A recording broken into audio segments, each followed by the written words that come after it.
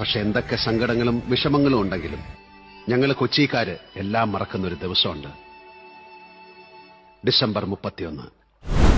December 31 Cochin carnival.